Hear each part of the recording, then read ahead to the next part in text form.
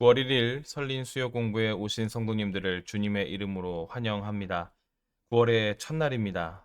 아침에 5분 묵상 문자 받으신 것처럼 나의 삶과 마음을 살피고 나의 신앙을 다시금 점검하는 가운데 하나님께서 주시는 새로움을 찾아가는 그러한 9월이 되기를 간절히 소원합니다.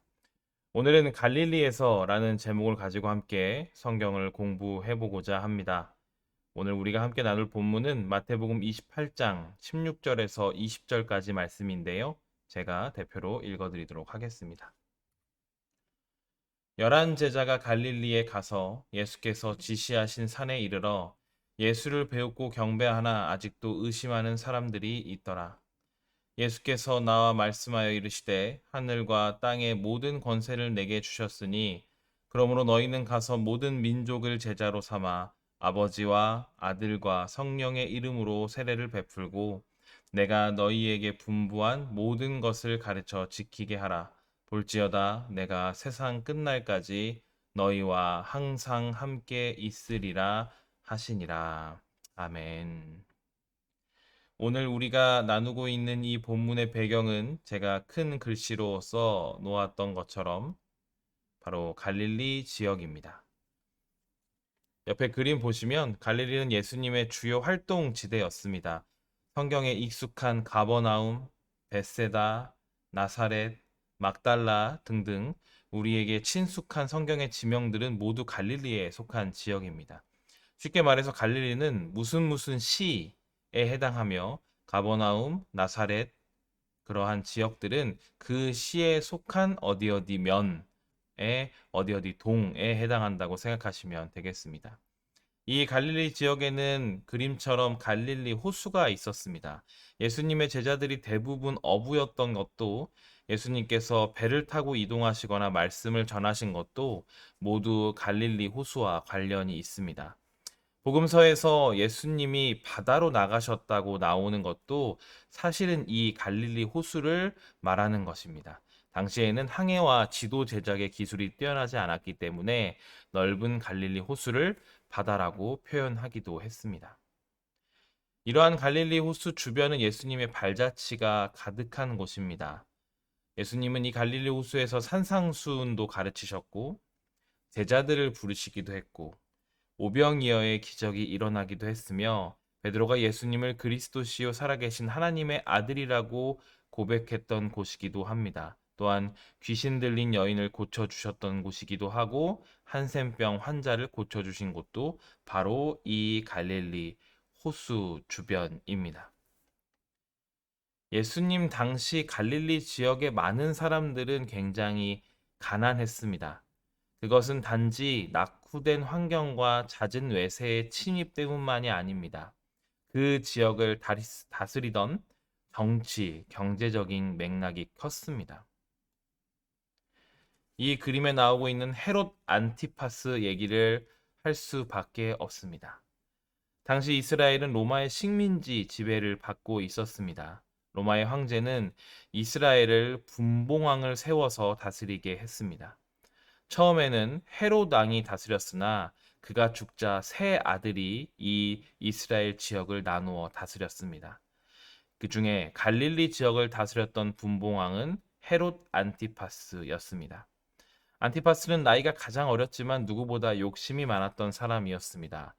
그는 로마 황제를 찾아가 자신에게 가장 넓은 지역을 달라고 했고, 그러나 그가 받은 땅이 이스라엘의 변두리 지역인 갈릴리 근방이었기 때문에 그는 참을 수가 없어서 다른 형들보다 더 큰 힘을 얻기 위해 여러 사업들을 확장합니다.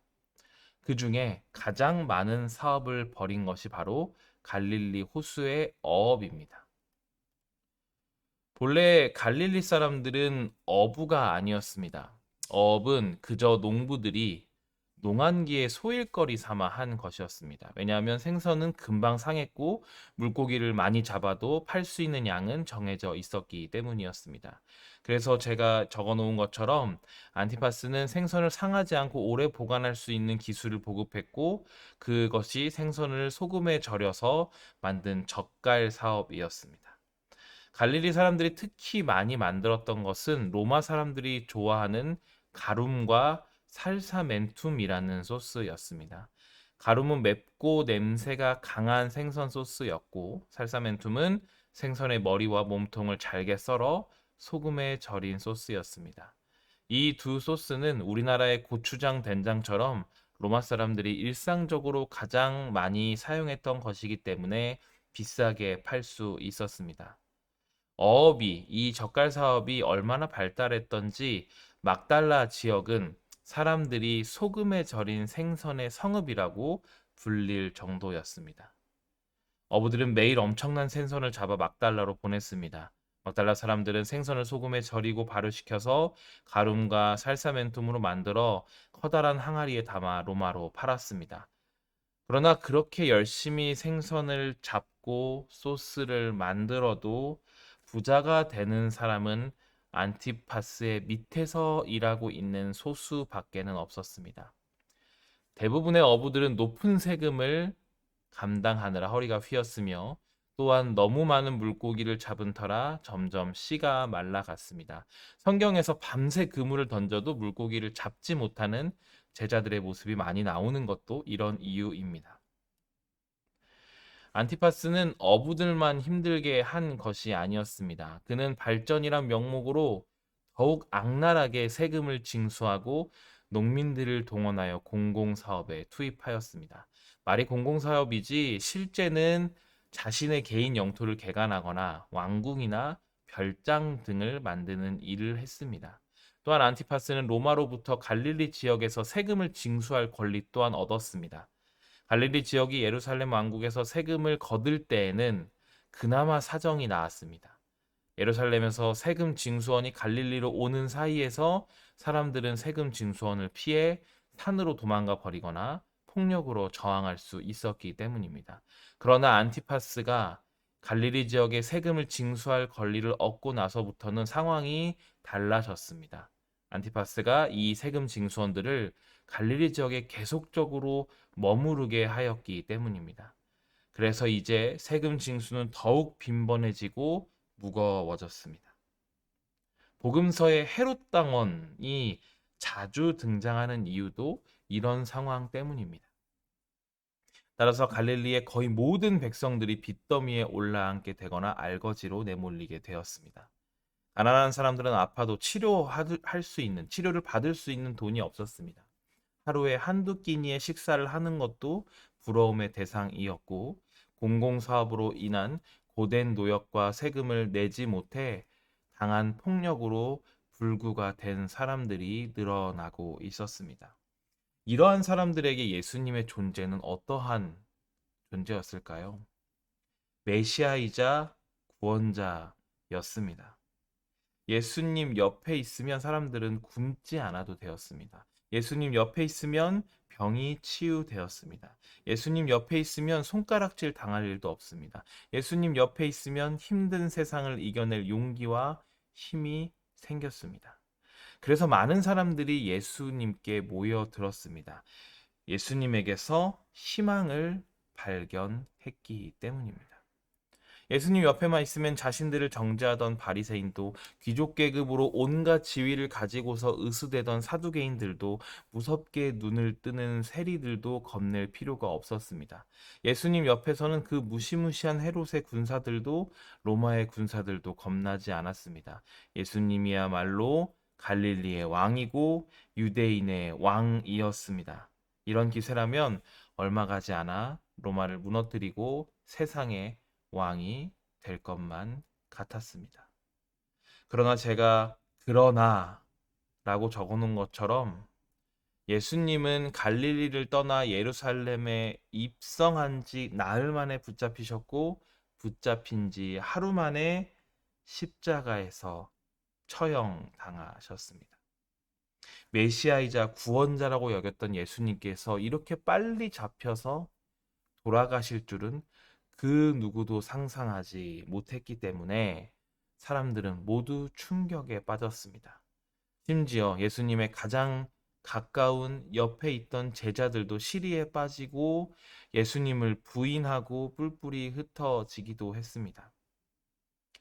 예수님의 처형은 철저한 계산 속에 이루어진 살인이었으며 위정자들의 재빠른 대처에 어리숙한 백성들은 이용당했습니다. 그들은 결국 세례 요한에 이어서 자신들의 지도자를 또 한 명 잃어버리게 된 것입니다. 이들에게 남은 것은 무엇일까요? 특히 자신의 모든 것을 버리고 예수님을 따랐던 제자들과 사람들은 이제 무엇을 할 수 있었을까요? 아무것도 없었습니다.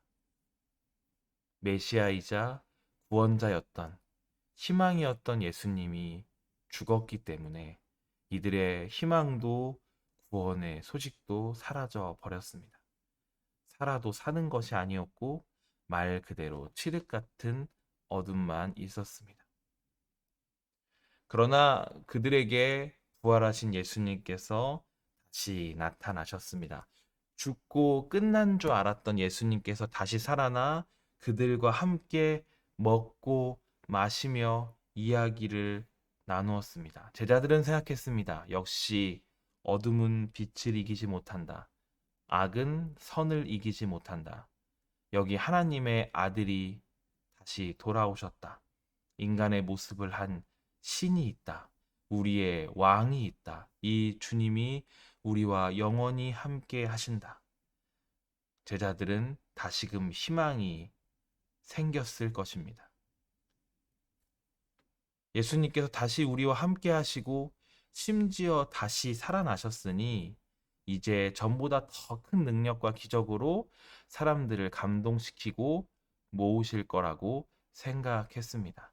죽음도 이겼는데 더 이상 두려울 것이 없고 승리만이 우리 앞에 펼쳐질 것이며 그리고 그 승리 가운데 예수님께서 우리와 함께 하실 것이라고 제자들과 사람들은 생각했을 것입니다. 그러나 꿈 같던 예수님과 함께 했던 시간들이 이제는 끝나게 됩니다. 우리가 아까 읽었던 마태복음 28장 16절 본문에서는 예수님께서 이제 하늘로 올라가신다는 말씀을 하십니다. 물론 성경에는 예수님이 그렇게 하늘로 올라가신다는 말씀을 하실 때 제자들이 어떻게 반응했는지 자세히 나와 있지 않습니다. 그러나 저라면 허탈하고 두려웠을 것입니다. 부활의 기쁨, 예수님이 다시 돌아오셨다는 것을 실컷 누려보지도 못하고 예수님께서 떠나신다는 말에 예수님이 이제는 다시 모든 권세를 이기고 왕으로서 승리하시고 우리와 함께 하실 거라는 그러한 확신도 없어지고 허탈했을 것입니다. 또한 지독하게 치열한 하나도 변하지 않은 삶의 자리가 지금 자신들을 찾아올 것이었기 때문에 아마도 제자들은 두려웠을 것입니다. 게다가 그들은 죽음을 이기시고 부활하신 예수님의 말씀 또한 도저히 무시할 수는 없었습니다. 무엇보다 주님이 유언과도 같은 남기신 그 말씀을 감당하기 벅찼을 것입니다. 모든 민족에게 예수님을 전하라고 말씀하시는 그 이야기. 온 이스라엘이 예수님을 싫어했고 사이가 좋지 않은 헤롯 왕과 바리새인과 사두개인들도 예수님을 잡고 죽이는 것에는 뜻을 같이 했었습니다. 그렇기 때문에 제자들은 두려웠습니다. 용기를 내야만 목숨을 걸어야 할지도 모를 예수님의 마지막 유언과도 같은 말씀, 전하라 라는 말씀이었을 것입니다. 그러나 예수님은 전하라는 말씀만 던져놓고 하늘로 올라가십니다. 더 이상 제자들은 예수님의 보호나 기적을 기대할 수 없습니다. 예수님을 전하는 것은 정말 목숨을 걸어야 하는 것이기 때문에 또한 오랫동안 세금으로 약탈로 익숙해져 있던 패배가 언제나 익숙했던 제자들이었기 때문에 부활의 사건을 눈으로 보았음에도 불구하고 그 사건을 전할 수 있는 용기가 그 사건을 전할 수 있는 용기를 가지는 것이 쉽지 않았을 것입니다. 그러나 오늘 말씀을 우리 다시 한번 보겠습니다. 11제자가 갈릴리에 가서 예수께서 지시하신 산에 이르러 예수를 배우고 경배하고 예수님께서 하늘과 땅의 모든 권세를 내게 주셨으니 그러므로 너희는 가서 모든 민족을 제자로 삼아 아버지와 아들과 성령의 이름으로 세례를 베풀고 마지막 본문이 정말 중요합니다. 내가 너희에게 분부한 모든 것을 가르쳐 지키게 하라. 볼지어다. 내가 세상 끝날까지 너희와 항상 함께 있으리라 하시니라. 예수님께서 단순히 전하라는 말씀으로만 끝내는 것이 아니라 세상 끝날까지 너희와 항상 함께 있으리라 하시니라 라고 말씀하십니다. 물론 예수님은 이 말씀을 하시고 하늘로 올라가시지만 우리가 기억해야 할 것은 변하지 않는 갈릴리라는 삶의 자리가 있으나 세상 끝날까지 함께 있겠다 약속하신 예수님, 그리고 이 이후 사도행전 2장으로 이어지는 이 제자들이 모여서 함께 기도하고 그 가운데 성령이 불길처럼 임했던, 그리고 제자들이 이 성령님의 임재하심을 통해서 그 두려운 상황 가운데서도 사람들 앞에 이스라엘 백성들, 심지어 6월절에 각 지역에서 수많은 사람들이 올라온 가운데서도 용기를 내고 목숨을 걸고 예수님의 부활의 사건을 입술로 고백했던 것을 우리는 기억해야 합니다. 삶의 자리는 변하지 않았지만 그 삶을 살아내는 사람의 제자들의 마음은 변하고 바뀐 것입니다. 그것이 바로 갈릴리에서 예수님이 제자들에게 보여주신 삶, 그리고 제자들에게 남겨주신, 제자들이 앞으로 예수님처럼 살아가길 바라시는 삶의 모습일 것입니다. 사랑하는 성도 여러분, 수요 성경 공부 마치는 가운데 제가 제일 좋아하는 냉정과 열정 사이라는 소설에 나온 글귀를 좀 읽어드리고 싶습니다. 인생은 한 번뿐이지만 얼마든지 새로운 마음가짐으로 다시 살아갈 수 있다. 지금 우리의 삶이 매우 어렵습니다. 코로나19로 인해서도 그렇고 여러 가지 우리 삶에 어려움을 주는 상황과 사람들이 항상 도처에 널려 있습니다. 그리고 그 가운데 우리는 그러나 그리스도인으로서 살아야 합니다. 그것 또한 너무나 쉽지 않습니다. 어찌 보면 내 삶에서 하나님의 은혜를, 예수님의 말씀을 전한다는 것이 정말 힘들고 어려운 때를 우리가 지나가고 있습니다. 그렇게 우리의 삶의 자리는 변하지 않습니다. 그러나 그 갈릴리에서 예수님이 보여주셨고 그 갈릴리에서 살았던 제자들의 삶이, 그러나 그들의 마음가짐을 통해 변했던 것처럼 우리가 얼마든지 새로운 마음가짐으로 우리의 삶의 자리, 삶의 상황을 바꿔갈 수 있을 것이라고 저는 믿습니다. 사랑하는 성도 여러분, 우리의 인생, 우리의 삶은 한 번뿐이나 우리가 또한 새로운 마음가짐으로 다시 살아가는 그러한 9월이 되었으면 좋겠습니다. 우리가 예수님의 말씀을 받아 예수님의 뜻과 예수님의 삶을 전하고 살아내는 그러한 다시 살아가는 9월, 다시 신앙의 삶을 살아내는 9월이 될 수 있기를 간절히 소원하고 축복합니다. 제가 기도하겠습니다. 언제나 우리 삶을 주관하여 주시고 우리와 함께 하여 주시는 주님, 우리에게 9월의 첫날을 허락하여 주심에 감사합니다.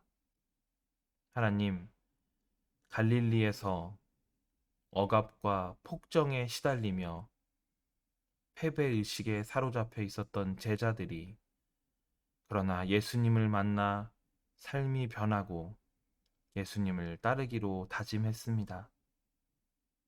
예수님께서 십자가에 못 박혀 죽으시고 다시 부활하셨으나 하늘로 올라가실 때 제자들은 다시금 자신의 변하지 않는 고난과 고통의 삶의 자리가 찾아옴을 느꼈을 것입니다.